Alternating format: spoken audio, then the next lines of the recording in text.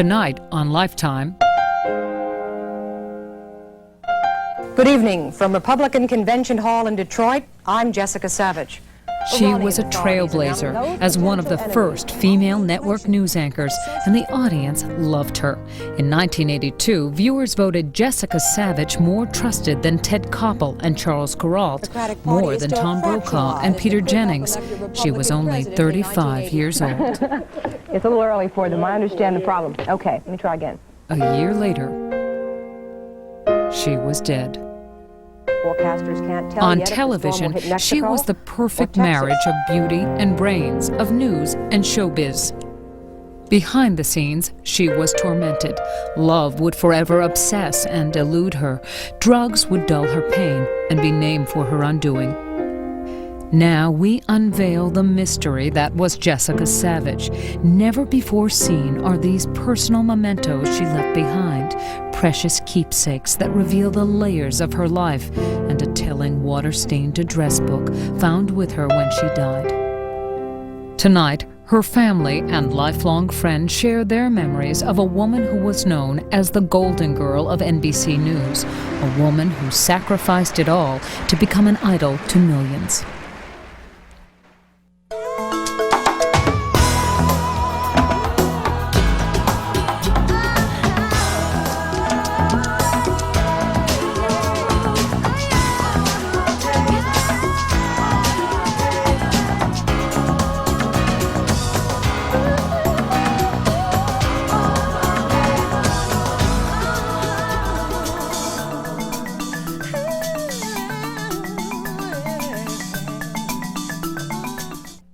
My name is Jessica Beth Savitch. I was born in 1947 in the Delaware Hospital. Jessica Savitch liked to write about her life. She was only in grade school when she first began reporting the facts of her growing up. Jessica's world revolved around her father, and she was the star of his home movies. It was a simple time. Jessica was the oldest of 3 girls born to Florence and David Savitch. She took happiness for granted. Stephanie Savitch, 2 years younger than Jessica, was one of Jessica's closest confidants throughout her life. My earliest memory of Jessica. I guess I was about 5 and she was about 7. And there was a bully in the street who was really bothering me. And Jess came out and she beat him up. She got a broken nose, but she beat him up and he never bothered us again. Lori Savitch was born 9 years after Jessica. The girls would have an idyllic childhood, growing up in the town of Kennett Square, Pennsylvania, where David Savitch ran the family business. Dad was really important. He was like the light. He had great sense of humor. We were always laughing when we were around him. Jessica was like that as well. Her wit was fabulous. Her sense of humor was wonderful. Whenever we were together, we laughed constantly, and that is what she took from my dad. Our time with him was so special. During the Savitch family's all-American dinners, her father enjoyed discussing current events. Jessica would study her weekly reader so she could do the news with Dad at the dinner table. But even in this perfect world, the first seeds of insecurity were taking root. I often wish I were perfect, because if I were perfect, then nobody would find fault with me. On the brink of adolescence, Jessica would suffer a loss and never fully recover. She was only 12 when David Savitch slipped from her life forever. Her father died at the age of 33 from kidney disease, robbing her of all the adoration and acceptance that he once gave her. His death shattered her world.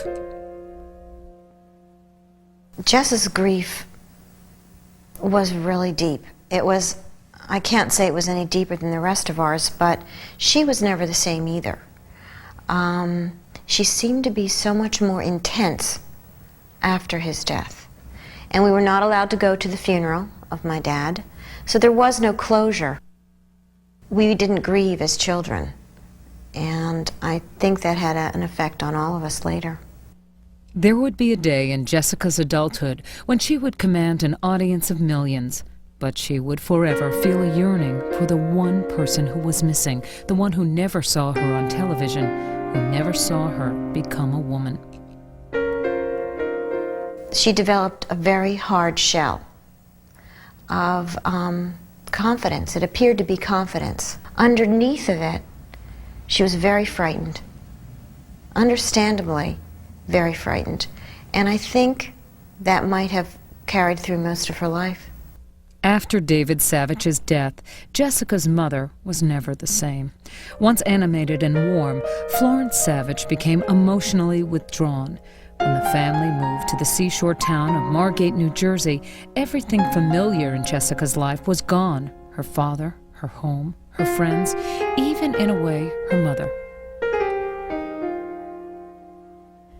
As a teenager, Jessica began to attract the attention of others, especially the boys.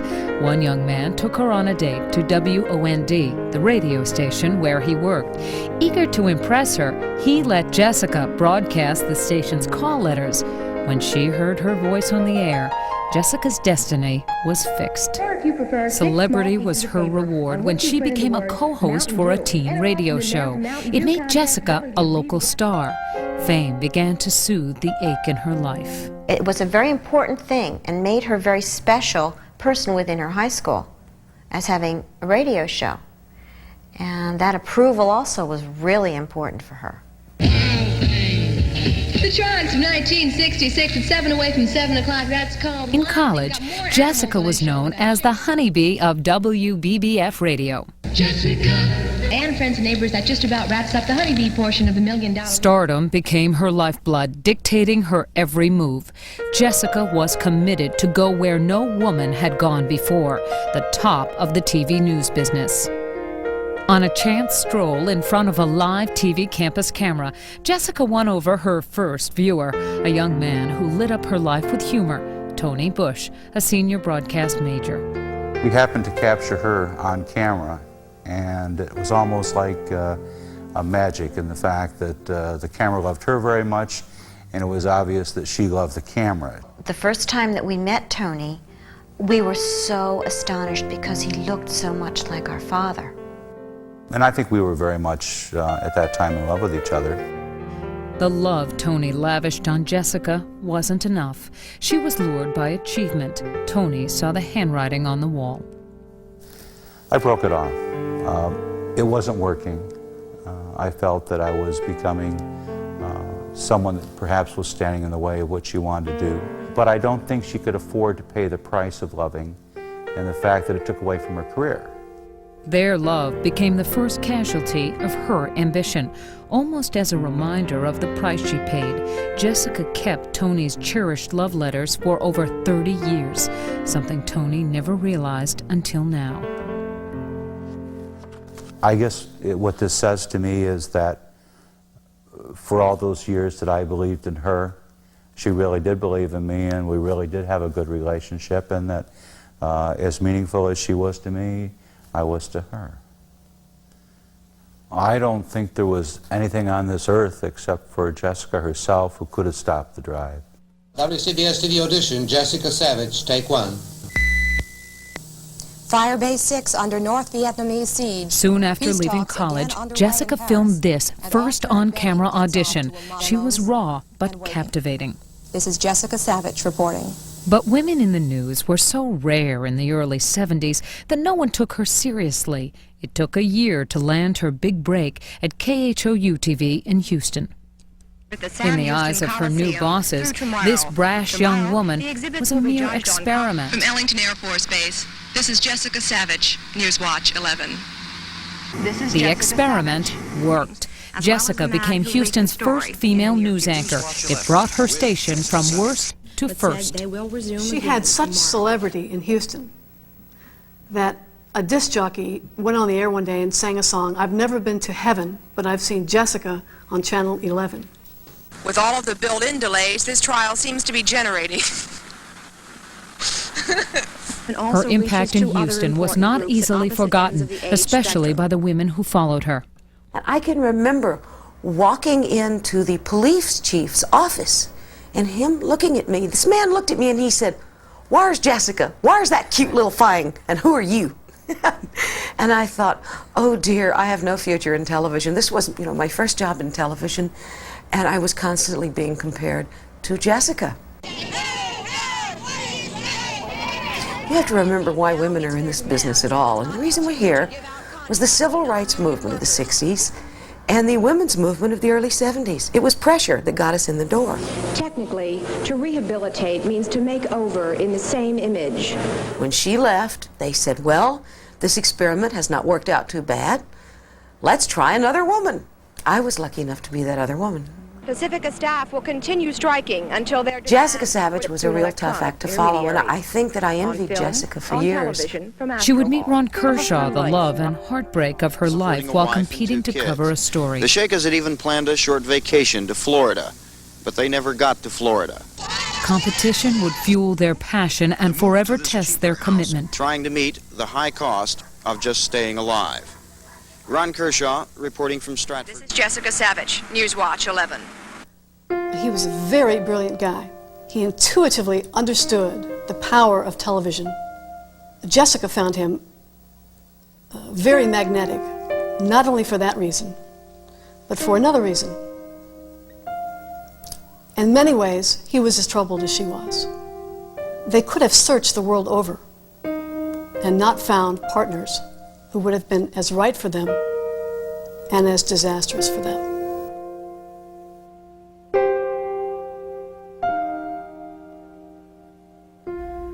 By now, Jessica's all-consuming ambition had taken shape to be a network anchor by age 30. That meant leaving Houston. Jessica and Ron promised to move on together. Promises were not always kept, and the results were often violent. He physically beat her time after time after time through a period of years that lasted from Houston into, I guess, her early days at NBC. Fearful of Ron's disapproval, Jessica downplayed a job interview she had in Philadelphia and promised not to sign anything. But Philadelphia is one step away from the network. She hastily signed an ironclad contract with KYW-TV for a mere $17,000. Well, Ron hit the ceiling. He knew she couldn't get out of that contract when the networks came calling, which he knew they would. He knew what she had. But he also was furious because she lied to him. They never got over it because it became an emblem of the way she would lie to him for the rest of her life. Ambition pointed Jessica to Philadelphia, but her heart stayed in Houston. She packed her bags and headed east. She said it took 5 days to make the trip, 2 days for the drive to Philadelphia, and 3 days of U-turns, changing her mind about leaving Ron in Houston. WCBS to the audition, Jessica Savitch, take one. Network by age 30. It had become Jessica Savitch's mantra. She took one step closer to her dream by leaping from Houston to KYW-TV in Philadelphia, the fourth largest market in the country. Jessica had just come from the West, Texas, comes into Philadelphia, and I thought to myself, oh my God, here comes the chicks in cowboy boots. It used to be the man left the woman. What Jessica lacked in experience, she made up for in effort. She was rewarded with success, but her professional achievement would again bring about personal demise. What about when the woman leaves the home to start a career? Ron Kershaw, the love she left in Houston, was offered a job at a competing station in Philadelphia. Happiness seemed within reach. Once the news directors found out his girlfriend was Jessica Savitch at KYW, no one in that market would hire him. And this drove a wedge in that relationship that never really left. It split them apart irrevocably. He was her mentor, and here he was reduced to being jobless when she was being built into a star. KYW management immediately saw Jessica's star quality, but first they'd have to create a new image for her to achieve star status. The making of Jessica began with different hair, dental work, chic clothes, and voice lessons, image perks that would one day make her envied and resented by her peers. She had a style that To this day, it's still being used by almost every bar and anchor person you see on the air. Now the beauty needed a beat and credentials as a reporter. Her 5-part series on rape broke new ground for TV audiences in the 70s. Pretty young women are getting raped, but so are their infant children, their mothers, and their 80-year-old grandmothers. Rape, the ultimate violation, put Jessica on the map. Good evening, I'm Mort Krim with Jessica Savitch. In a bold move, management assigned Jessica the major position of co-anchor on the evening news, making her the first woman to anchor a primetime newscast in Philadelphia. And Jessica Savitch. That was the conversation throughout the whole station. We're done. They're putting that broad on the 11 o'clock news. That's going to kill us, right? Oh, yeah, it killed us and made us #1. Mort and Vince are next with the 6 o'clock report. Even though she was making much less money, Mort Krim, the solo anchor at 11, did not want to share the spotlight, especially with a 25-year-old woman. Well, you have to understand that I was a typical, traditional 1972 male chauvinist anchor. And I liked women, but I wasn't sure that their place was necessarily sitting beside me on an anchor set. Doing what I did. No one could deny her impact on the ratings. Together, they were known as the Dream Team. We became #1 in the market. She was a groundbreaker. She was a pioneer in that sense. And by the time she left Philadelphia, of course, her credibility was established. The father's role as the coach in the whole affair. And you will witness Jessica kept feeding the viewers what they wanted. She tested the limits of broadcasting with a televised childbirth. It's beautiful! And got into the action herself with Lady Law, a series about the first female police officers in Philadelphia. After a few tries, hands full of blisters, and weeks' worth of aching muscles, I made it in the time allotted. She got a lot of awards for that series, but believe me, Jessica worked like a dog. I mean, physically worked.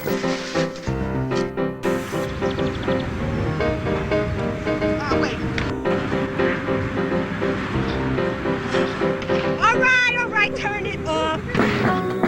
Jessica, I love you so. Viewers went Jessica crazy. There were songs, newspaper stories, magazine articles, and mountains of mail from loyal fans. She would get off the phone and, who got that phone call in here? Why did I have to answer that phone call? This guy's been driving me crazy, wants to marry me. One loyal fan did get through to her.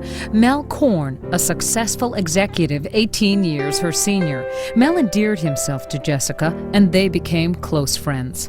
He was a father figure. He was an advertising and marketing person. He'd given her a lot of advice about going to the network. He'd provided the all-important limousine. He'd given her the star trappings that she desperately wanted. Mel was always there to whisk her away in his limousine at the end of the day, but Ron Kershaw's grip on her heart was undeniable. Jessica's weekend escapes would be with Ron, who was now working in Baltimore, Maryland. The love between them remained strong but twisted. I came to understand this, that indeed they were addicted to each other. They had to have each other. Their fights proved to each other that they cared deeply. That's the way they saw it. 2 or 3 o'clock in the morning, the phone rang. It was Jessica telling me that Ron was in there. He had forced his way into the apartment. He was on a balcony naked. What should she do? I said, is he close to the edge? She said, yeah. I said, push him.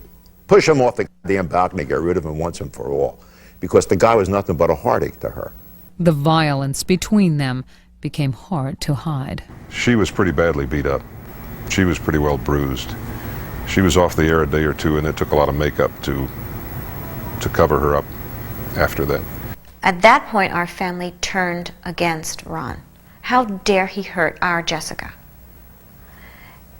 We didn't want to hear about Ron anymore in her life. We didn't want Ron anymore in her life, and she knew that. So she didn't talk to us much about him anymore. The fights and heartbreak became unbearable for both of them. Jessica vowed to never call him again. Ron resigned from his job in Baltimore and disappeared.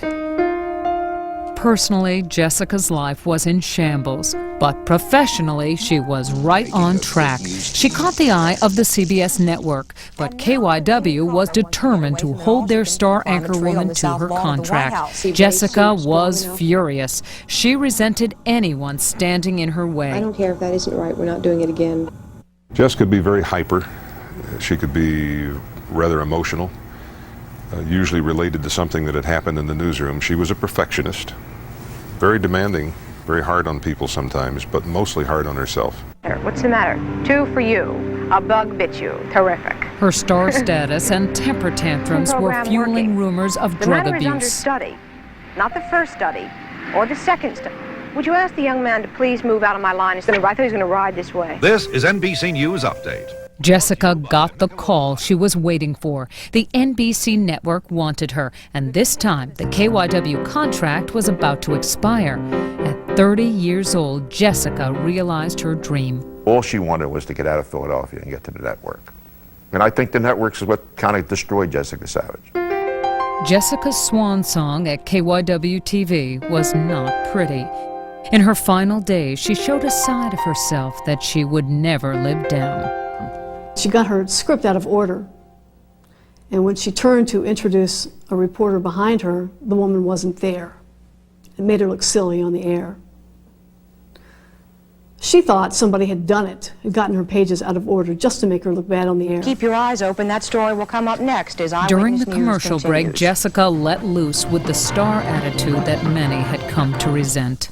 She went on this horrific tirade, screaming, yelling, waving her arms in the air, chastising whoever had done this to her. With only 3 seconds left before returning to the live newscast, she let out a deep breath to recover her self-control. The country's conversion to the In metric true system has been a Jessica slow form, one. There's she a man in returned to her California audience who with a thought the change smile. offered a bright business prospect, but now he's found out a little bit differently. Fed up with her behavior, a co-worker set her tantrum to music. Jessica's infamous Fly Act was put on tape and made its way around America's newsrooms and ultimately to NBC. Her fate was already sealed with her new colleagues before she ever got to Washington. I mean, they thought they were getting a true prima donna, and they were going to freeze her out. It would be a first impression that would last her entire career. As a young, wide-eyed girl on a family trip to Washington, D.C., Jessica Savitch saw how greatness was revered. Now she was back to fulfill her childhood dreams of stardom and make a name for herself. The House tax bill is not what President Carter wanted. The president will almost have to accept any tax cut Congress sends him. She'd done it. She was a network news anchor by the age of 30. Soon she would taste the power and learn the price of her ambition. When I first arrived in Washington, one political observer told me, a good politician never lies. One time she heard Johnny Carson mention her name in a monologue, and she called her mother. It was 11:35 at night. Mom, did you hear that? And her mother, of course, was asleep. But she couldn't believe who she was. Divisiveness that could help elect a Republican president in She couldn't believe that she was Jessica Savitch. Her life was a fairy tale until she got to NBC. And then the fairy tale became a nightmare. Listen. Hear it? Do you remember it? Does it send a chill down your spine? Well, NBC was banking on her potential as a ratings grabber, and from the start, Jessica was cast in a starring role. The network assigned her the Senate beat, but she was clearly in over her head and she was terrified. The celebrity media gave her the star treatment, but co-workers gave her the cold shoulder. Word had already gotten out that this woman demanded things that they would have been appalled to even think about demanding. Yeah, she did a whole lot of makeup. Like she did my eyes. They looked really nice, but they just looked heavy. A hairdresser? This lady doesn't do. A limo? No working journalist at that time, other than maybe Barbara Walters, was demanding stuff like that in his contract. But the thing is, this lady is not as thorough as the first lady, but I'm afraid the first lady's going to take too much time. They had hired her for her delivery, for her naturalness, and then they tried to change it at the network to make it conform to a kind of NBC staccato delivery. And so the one thing that she knew she could do well now was being called into question. And as she fell apart professionally and emotionally, she retreated farther into drug use, farther into paranoia.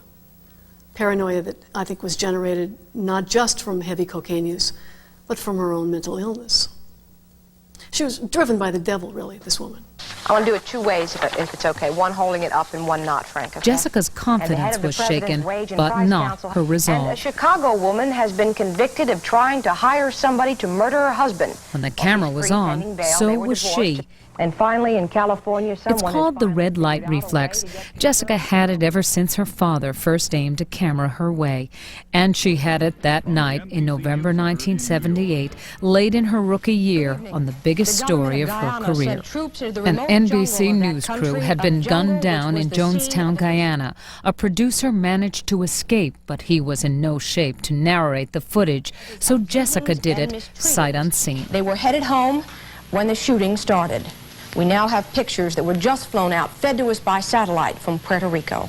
She was viewing that footage for the first time, along with all of America. She didn't know what was coming up. It was yesterday evening. This was about 6:30 at Port Kaituma, the nearest airstrip to the People's Temple. A delegation was boarding the charter planes there. There's Congressman Ryan, moments before his death. Suddenly, a flatbed trailer truck pulled up. It appeared on the runway. Watch this very closely. The shooting. See the gunman right there? Unbelievable. That month, Newsweek magazine called her NBC's Golden Girl. And standing by her through it all was Mel Korn. He coached her through the contract negotiations with NBC and supported her when she felt overwhelmed. But he was forever competing for Jessica's love with Ron Kershaw. The last time he saw Jessica, a fierce argument erupted and he had vowed to disappear. Now he had resurfaced. With him was a puppy named Chewy. When Ron took a job with ABC News in New York, he left Chewy in Washington with Jessica. The beloved dog became an enduring symbol of their love. I think Chewy was a constant reminder of Ron. As long as she had Chewy around, she had a part of Ron there too. And that was enormously important to her. Jessica's deep feelings for Ron continued despite their stormy past. Then, a reporter uncovered their abusive relationship, and so, to preserve her image and keep her secret, she betrayed Ron and proposed to Mel Korn, someone she saw more as a friend.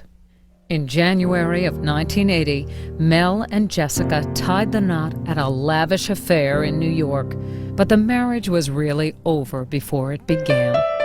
Test of strength for the Democrats will be here in Iowa. Her grueling road schedule kept them separated, and when they were together, Mel was appalled by Jessica's burgeoning cocaine habit. Worse, Jessica didn't bother to hide her continuing relationship with Ron Kershaw. By year's end, Mel had had it and filed for divorce. She was not in love with him, and he knew that, she knew that, and I think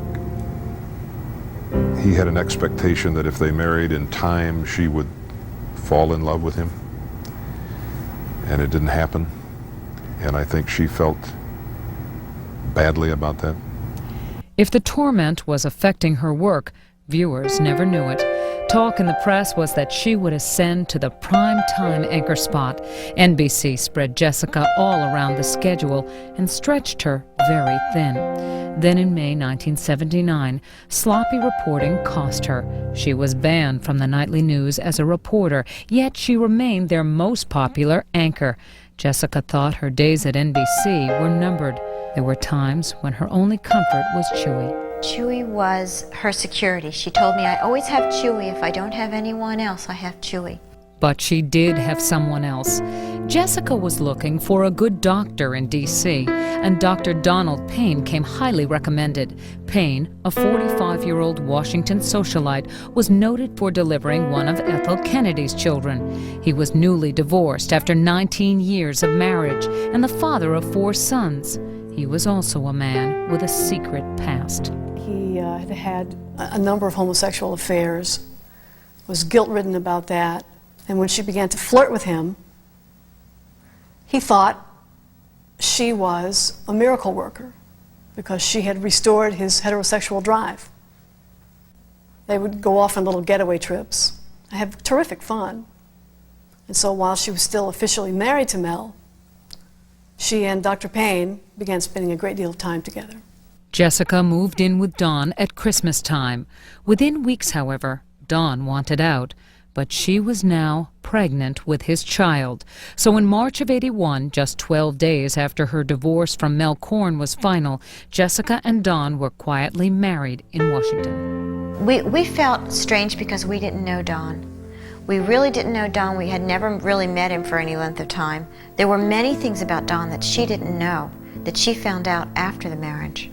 Almost immediately after the wedding, Jessica began to see changes in Don's behavior. For one thing, he despised her dog Chewy. Jessica loved Chewy, loved this dog. Don never liked the dog, didn't like it when the dog was around. I think Don wanted Jessica's attention, and she gave a lot of attention to Chewy. But mainly he didn't like Chewy because Chewy was a constant reminder of this other life. He didn't want it rubbed in his face about Ron Kershaw. Soon Don's depression turned to desperation, and he attempted suicide. Jessica had him hospitalized for treatment. His psychiatrist had told him he was manic depressive with suicidal tendencies. She was afraid to bring a child into this world with that man or with his genes. Secretly, Jessica arranged to terminate the pregnancy, but she told everyone else that the stress had caused her to miscarry. After 6 weeks, Don's doctors released him into Jessica's care with specific instructions not to leave him alone. She asked that she could do her newscast in Washington so she wouldn't have to leave him. The answer was no. So she said to him, "I won't go. I'll have somebody else do it if you need me to stay." And he assured her he was fine. Something happened, and it just pushed him over the edge again. And he grabbed Chewy's leash, the symbolic leash. And he went downstairs, and he wrapped the leash around a beam, pulled a stool over, and he slid off with one knee still on the stool. And he did it just at the time he knew only one person would find him, and she did. She woke me, and she was just screaming into the phone. I remember, I can almost get upset about it now because the violence of her screams. I couldn't understand what she was saying at first. I got her to slow down, and then she told me Don is dead. He hung himself. I found him. An event that certainly altered the rest of her life. If she was on shaky ground emotionally before that event, it brought her to a completely new level. Jessica Savitch's life had become a nightmare. Her first marriage failed after only 10 months. She was banished from reporting for NBC's nightly news and scared into ending a pregnancy.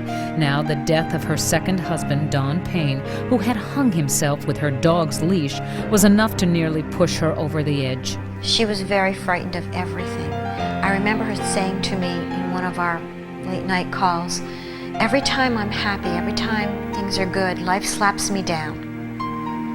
And she felt that's what happened with Don. She was afraid to be happy again. According to counterintelligence experts, the Soviets have their intelligence officers all over the Hill. On screen, she got tough, exposing secret agents with a special report about spies in the U.S. Clearly, there are more spies among us. But off camera, she was retreating further from reality. Her constant companion, a stuffed toy bear, which she cuddled for comfort while riding in her limo. Critics would call her a drama junkie. And in times when she had to be strong, she was quite capable of it. And in times when she was very weak, the drug use escalated. But I think that she would not allow certain people to see her when she was really in a bad way. Desperate to deflect public attention away from her personal tragedies, she signed a book deal, hoping that a successful autobiography might restore her image. I feel like you're party here. Yes, the name of the book is Anchorwoman, Jessica Savitch. Very easy to remember. In the fall of 1982, Anchorwoman was published. Parties were thrown for her in 3 cities, followed by press stops in several more. Although it clearly avoided any revelations about Jessica's personal life, Anchorwoman became a bestseller. In the book, she glossed over her 2 husbands, but devoted pages to Ron Kershaw. Guess who I know? I know one of your first loves. He called in? Ron Kershaw. You do?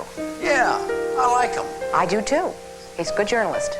Their turbulent affair outlasted both of her marriages, and although it had been over a year since they last saw each other, clearly he still had a hold on her emotions. Where is he now? He's heading up sports journalism department over at NBC. Good. Tell him hi for me. Jessica was more popular than ever. A TV Guide poll named her the 4th most trusted news anchor in the country. Although her relationship with the network was strained, in August 1983, NBC renewed Jessica's contract because viewers loved her. But before the ink was dry, they announced plans to replace her on weekends with a rising new star named Connie Chung. A frightening change had now come over her. Trying to escape her personal troubles and the pressures of stardom, Jessica's drug dependency worsened. That prompter went out. Finally, it all caught up with her. On October 3rd, 1983, primetime viewers got to see for themselves just how fragile the Golden Girl had become. Someone else was ready to go on. She arrived at the last minute. Here is Jessica Savitch, NBC News. Good evening. And when she looked into the camera that night, something went wrong. President Reagan has canceled his planned visit to the Philippines. The White House blamed the press of congressional business, but did not deny fear for the president's safety. She was glassy-eyed. She was thick-tongued. Who knows what really happened that night? The Supreme Court today left intact rulings of constitutional right to own a handgun. It's a shocking thing to view because she is beyond vulnerable. She's falling apart. Jessica Savitch in New York. More news later on this NBC station and on NBC News overnight. She blamed her failure on a teleprompter malfunction. She said she'd had a glass of wine with dinner and that it was a bad reaction to prescription painkillers. But many simply saw it as proof of her drug problem. The entire incident lasted only 43 seconds, just long enough to end a career and destroy a dream. The White House blamed the press of congressional business, but did not deny fear for the NBC didn't keep president's copies safety. of their news The Supreme digests, Court but years today left later this intact one rulings of resurfaced. Constitutional right to own a handgun. But the damage was done. Millions had witnessed her professional meltdown, and she knew it. She was very distraught and wondered if she had ruined her career. We could see that she was miserable. We could see that she was in some trouble. We knew that management was, by this time, not happy with her. And she seemed to be in free fall. And I went at one point to a vice president of NBC News and I said, you all need to do something. You need to say to her, look, don't worry about your job for the moment. Let's worry about your life. You need to do this. And he looked at me and he said, well, we're afraid to do this because we're afraid if we do, she'll commit suicide on our time. Jessica had sacrificed it all for stardom. Without her career, she realized her life was empty. She shared her revelation with Ron Kershaw when she saw him for the last time. Ron Kershaw went to see her and talked of plans and dreams that they'd had together for a long time. And she said, you know, I got to the top of the heap and I found it was a hollow pile. It was all so clear to Jessica now. She was living a life out of balance and had to turn things around to get a fresh start at happiness. That weekend, Jessica allowed herself a rare pleasure, a relaxing day trip to New Hope, Pennsylvania, a quiet getaway town about an hour from New York. She was on a date with someone new, Martin Fishbein, vice president of the New York Post. She said, I really feel happier and more contented than I've been in a long time, and it was because she'd met a guy and they were dating. She told me she was going to take it very slowly because this was really good. Martin, Jessica, and her dog Chewy spent a quiet day in the country. Before heading home, they stopped for a romantic dinner at Chez Odette, a quaint country inn. During dinner, a fierce storm broke out. They ran to the car in sheets of rain. Jessica jumped in the back with Chewy, and Martin got behind the wheel. He thought he saw a shortcut to the highway. With poor visibility and on a rainy night, he drove up the towpath, and the canal, which is normally fairly dry, but had 5 feet of water in it that night. There was no guardrail to keep you from driving right into it. The car flipped over. The car went over the wall. And the car was effectively a death trap because mud kept them from being able to open the doors. The coroner's report said that it looked as if Jessica Savitch had made some attempt to get out, but he had not. He apparently was knocked unconscious.